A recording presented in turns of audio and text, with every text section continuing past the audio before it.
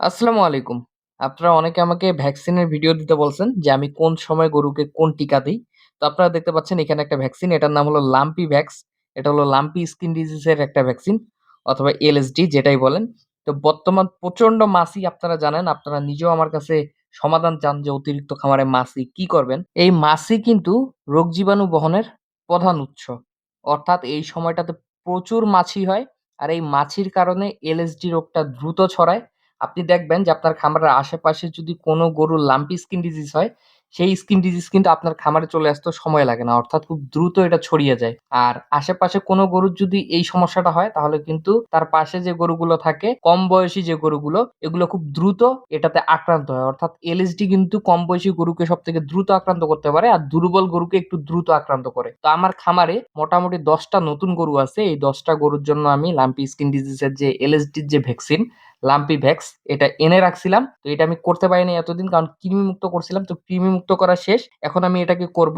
তো আপনারা দেখতেই পাচ্ছেন লাম্পি ভ্যাক্সের ভিতরে যে ডিস্টিল ওয়াটারটা থাকে, এই ডিস্টিল ওয়াটারটা দিয়ে আমি ভ্যাকসিনটা ভালোভাবে মিক্স করে নিচ্ছি, এবং মিক্স করার পর এটা কিন্তু আমি গরুর শরীরে পুশ করব। এটা মূলত 20 ml এর একটা ইনজেকশন, অর্থাৎ এইটার ভিতরে 20 ml ডিস্টিল ওয়াটার থাকে, যেটাতে ভ্যাকসিন পুশ করার পর টোটাল 20 ml হয়।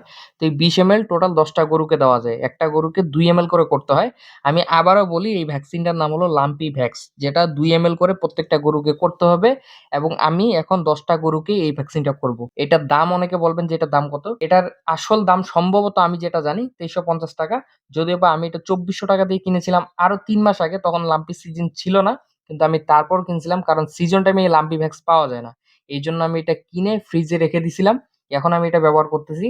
এটার প্যাকেটের উপরে রেট দেওয়া আছে হলো 2700 টাকা। অনেক সময় এটা 3000 টাকা দিয়েও মানুষ কিনে, অনেকে 2500 টাকা দিয়েও কিনে, অনেকে আবার ওই 2350 টাকা দিয়েই কিনে, যেমনটা আমি 2400 টাকা দিয়ে কিনছি। এটা আসলে চাহিদার উপর ডিপেন্ড করে। তবে এই লাম্পি ভ্যাক্স, এই ইনজেকশনটা এই সময়টাতে অ্যাভেলেবেল পাওয়া যায় না। আর এটা অনেক রেয়ার একটা ইনজেকশন, সব জায়গায় পাওয়া যায় না। আপনারা অনেকে আমাকে বলবেন ইনজেকশনটা পাঠায় দিতে, কিন্তু এটা পাঠাইতেও আবার আমি পারবো না। এর কারণ হলো এটা তাপমাত্রা মেনটেন করে নিয়ে যেতে হয়। আপনাদের যদি আমি পাঠাইতে যাই, আমাকে একটা নাইট্রোজেন ক্যান সহ পাঠাইতে হবে।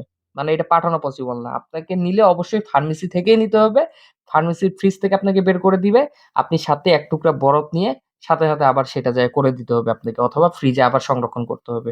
তো এটা প্রচন্ড মানে তাপমাত্রা মেনটেন করে এটাকে নিয়ে আসতে হয়। এটা আপনার যদি শুষ্ক অবস্থায় থাকে তাহলে কিন্তু ভ্যাকসিনটা নষ্ট হয়ে যায়। তো অনেকে বলবেন যে এই ভ্যাকসিনটা কতদিন পর দিতে হয়। আমি এটাকে আজকে প্রথম ডোজ দিলাম।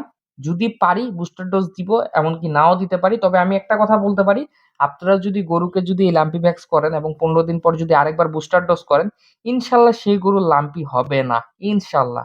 একবার করলে 250 টাকা খরচ হয় একটা গরুর পিছনে, দুইবার যদি বুস্টার ডোজ সহ করেন 500 টাকা খরচ হবে। কিন্তু আপনি লাম্পি স্কিন ডিজিজের চিন্তা মুক্ত থাকবেন। যদিও বা আমি বুস্টার ডোজ করবো না, আমি সিঙ্গেল ডোজেই করি। আমার খুরা যে ভ্যাকসিন, ওগুলোও সিঙ্গেল ডোজ করা আছে। বুস্টার ডোজ করা উচিত, বুস্টার ডোজ করলে কিন্তু কাজটা ভালোভাবে করে। কিন্তু আমি বুস্টার ডোজ খুরার ভ্যাকসিনও করি না, এই লাম্পিটাও করব না।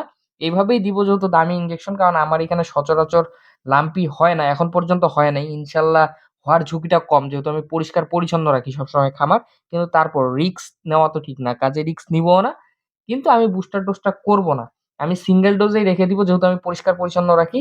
কিন্তু আপনারা বুস্টার ডোজ পারলে করবেন, কারণ এক গরুর পিছনে যদি 500 টাকা খরচ হয় বুস্টার ডোজ করলে, ইনশাল্লাহ আপনি চিন্তামুক্ত থাকতে পারবেন যে এই গরুর অন্তত আর যাই হোক লাম্পি হবে না। হতেও পারে, কিন্তু না হওয়ার সম্ভাবনাটাই বেশি থাকবে।